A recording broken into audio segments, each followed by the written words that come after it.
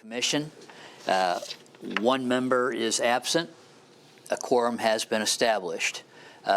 Is there anyone who wishes to speak to the Planning Commission today? Just raise your right hand. And do you solemnly swear to tell the truth to the Planning Commission as you know it? Thank you very much. Let's see. The public hearing for 3 Cook Drive is a PUD. This is ahead of disposition of minutes. Mr. Allison, do you want to get us up to speed on this project, please? Yes. What they are presenting is one building with 6 individual townhouses in it, and it is in a B3 zone, and they are wanting to come through the PUD process because there's a couple things they needed as far as there's no residential allowed on the first floor in a B3, and stacked parking is not allowable in the B3 as well. And some curb cut widths are things that they wanted to talk about that weren't conforming. I think it's a pretty straightforward project. I think it's a good project for that area because it's kind of off East State Street a little bit, so we don't know how much business you're actually going to get into there. So a nice residential project right there makes a lot of sense. Okay. Let's see. Are the project developers here?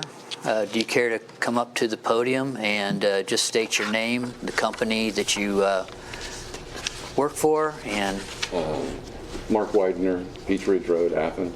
I really don't have anything to add other than I came to communications the last time. We're still in the engineering. Buckley Engineering's in there, and we're coming up with the topo and the inverts, and he hasn't supplied those to me yet. And I'm a little bit ignorant of the processes, the public hearing, if somebody had some opposition or something to it. That's okay. Well, I'm here just to answer any of that. Okay. Are there any questions? Yeah, I have a couple, and just to start with a statement is I do believe this is the type of housing that we need more of in the city. There's not enough residences like this at this distance from the center part of the city that so in concept, I'm supportive of projects like this. Can you explain the ownership model? So I understand that as I look at this, there's one parcel and it stays on one parcel, but these are townhouses. So yeah, you mean fee simple? Are they fee simple? No, okay. No, I would own it, and just one owner, and so it's an apartment building. Right. Okay. Right. Okay. All right. So it remains you as the owner, and then you lease the housing the individual. You're not doing condos and having anything on the inside. And it might be 2 3s when the final comes out. It depends on if that's allowed. I think I've heard it both ways. One parcel, one building, but when it goes to PUD, it's possible. Yep. Okay.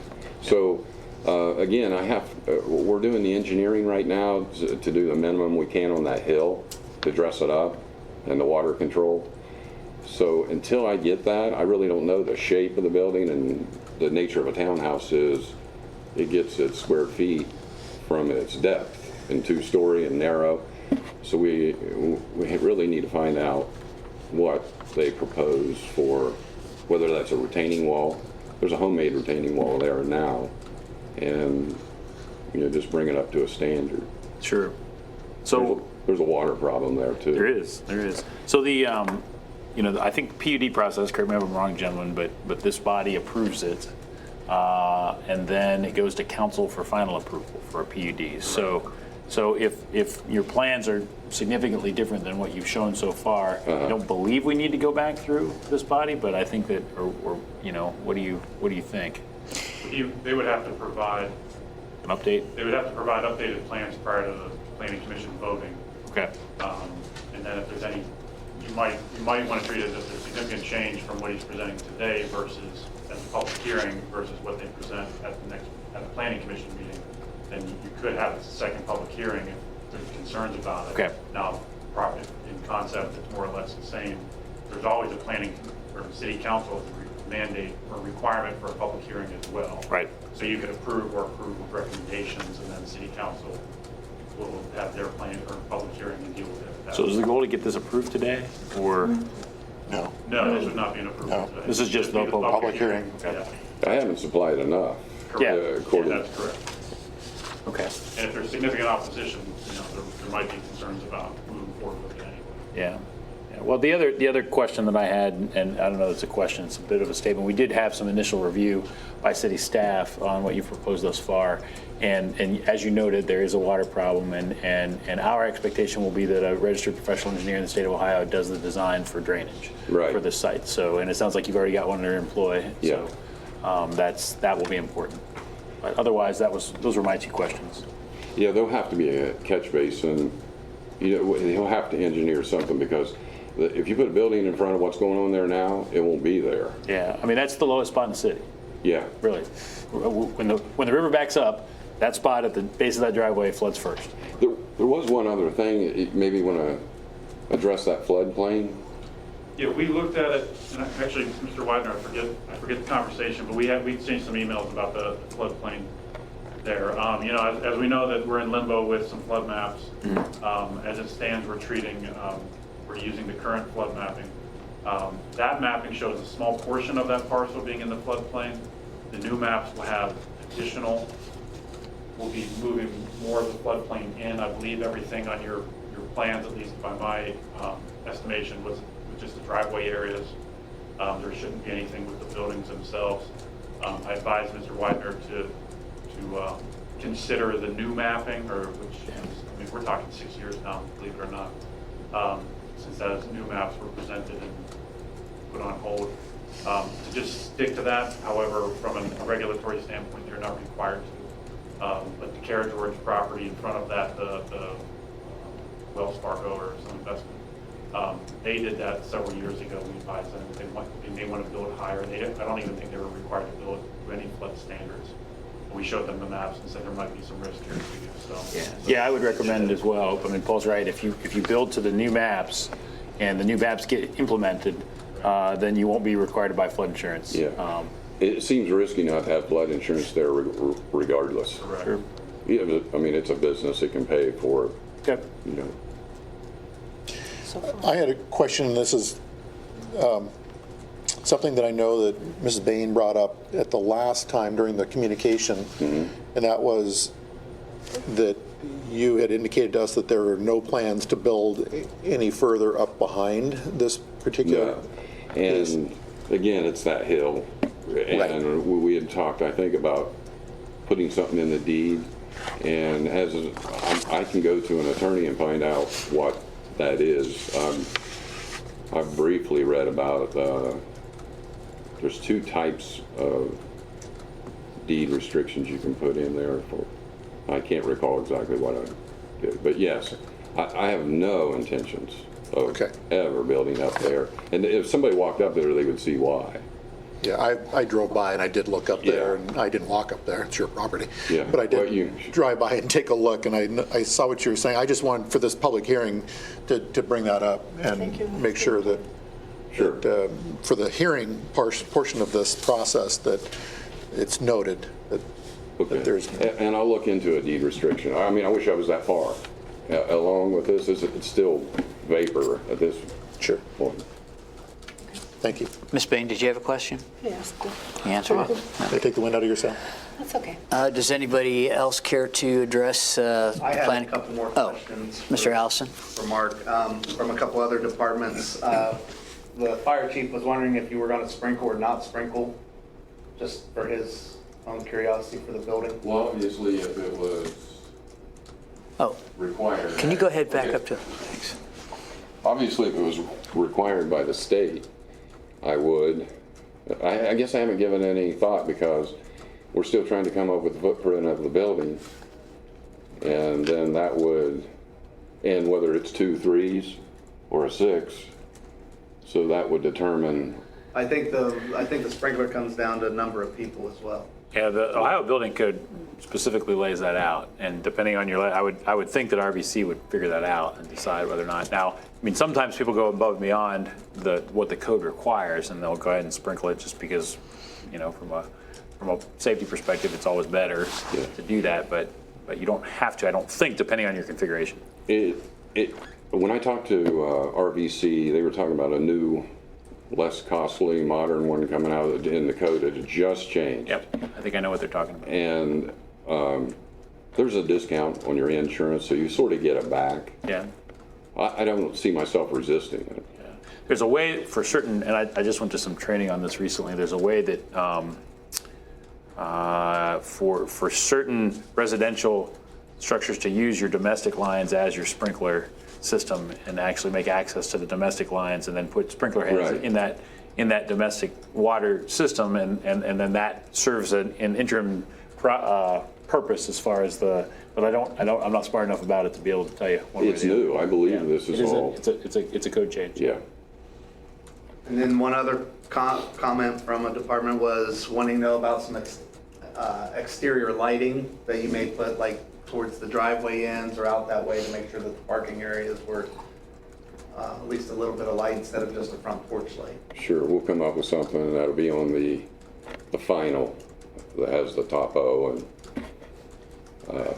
everything.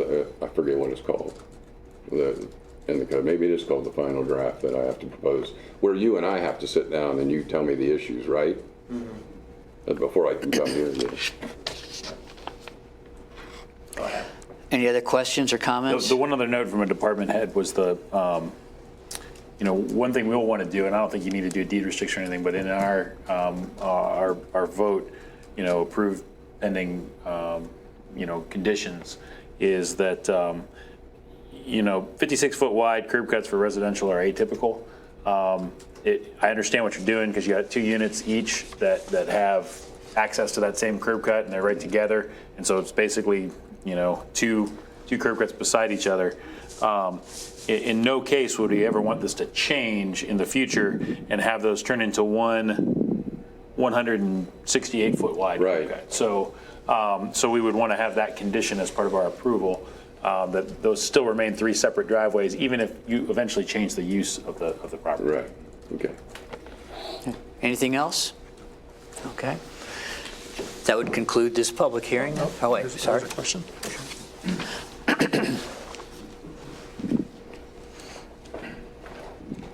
Mark Spezza, adjoining property owner. And I stopped at City Code this morning, pulled up the plans, and was, I think, very encouraged by the location of these units.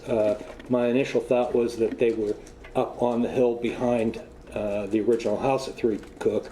So have no objections whatsoever from what I've seen so far.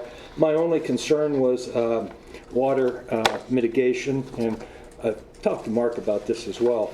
There's a kind of an abandoned developed spring, probably about 150 feet up the hillside, and was up there, and it's probably one of the major reasons that a lot of the water is coming down both sides of our properties. And based on what I saw with the plans, it looks like they're going to have a catch basin and mitigate this. That was my big concern, was water mitigation there. I did take some photos of that spring. I was going to give it to Mark so he could see, and we could get up there and make sure that we're able to take care of kind of that joint problem. The reason I say that is the water is coming from that whole Pepsi Rocks hillside, coming down, and when this spring was developed, it probably could have been developed in the 40s or 50s. It looks like a fairly old abandoned unit. So I'm encouraged by what I've seen, and would like to work with Mark on the project. Thank you. Thank you very much. If there's no other comments or questions, that would conclude the public hearing. And we'll move on to disposition of the May 2nd meeting minutes. Are there any questions or comments about that?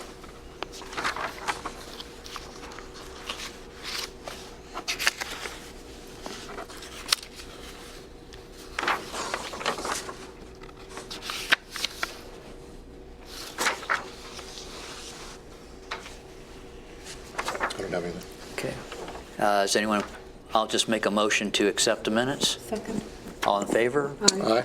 That would be unanimous with Abstain. one abstention. Yeah. There are no cases before the commission today. There are no communications before the commission today.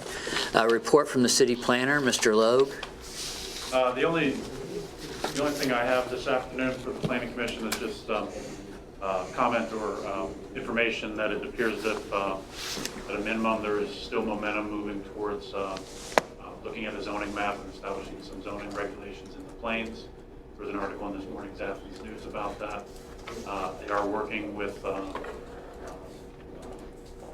Bob Eichenberg, I believe, the former Athens County planner, to try to work with a zoning committee that's the township trustees will be appointing soon to try to frame that out and then put together some sort of zoning language and zoning map and then bring that towards the voters. I'm not sure if we're talking about November of this year or if it'll be in 2021.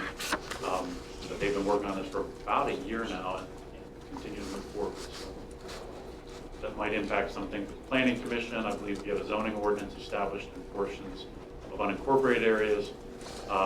Anything in that 3-mile zone that's zoned would no longer be part of the Planning Commission's purview. And then with the city, we also need to be mindful of how that might impact some development issues in the city as well. That is all. Thank you. Any questions, comments for Mr. Loeb? Okay. Mr. Allison? I really don't have anything. We will have a tower modification probably coming at the next meeting. They turned in this week on Blackburn. You know, now of note, I know that City Council is taking up the recommendation from your office to remove the requirement that modifications come through here. Do you anticipate this having to come through before that passes? Is that why? Yeah, because they turned it in Okay. this week, so Gotcha. I'm assuming that'll probably be the last one that you guys will have to Okay. deal with. Does this appear to be a minor modification? Yes. Any other questions or comments for Mr. Allison? Okay. I have one Ms. Bain? question. I was reading the paper, and they said that there was a church planned on Blackburn Road, and what will be the impact on that traffic area, on the crossing and all the rest? It's a very serious location from a fatality point of view.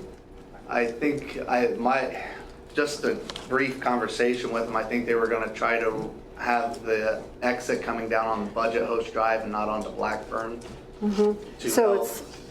it's like this, it's Yeah. on the Budget Host side. Yeah, It'll still have an, it's still going to have an impact on that intersection. can't go anywhere. Yeah. Yeah. We probably ought to, if that comes forward, because that should come forward as Title 41, right?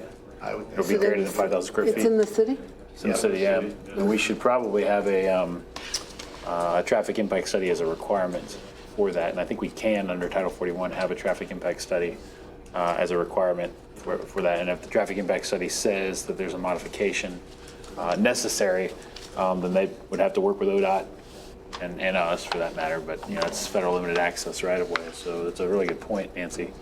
I was just worried about it. Yeah, that has not been well, we don't have a high number of crashes there. The crashes we do have are really violent when they occur. Anything else? Okay. This is the opportunity for citizens to speak on items not covered in today's agenda. Is there anyone who cares to address the commission on anything? In our live audience, thank you. Announcements and other business.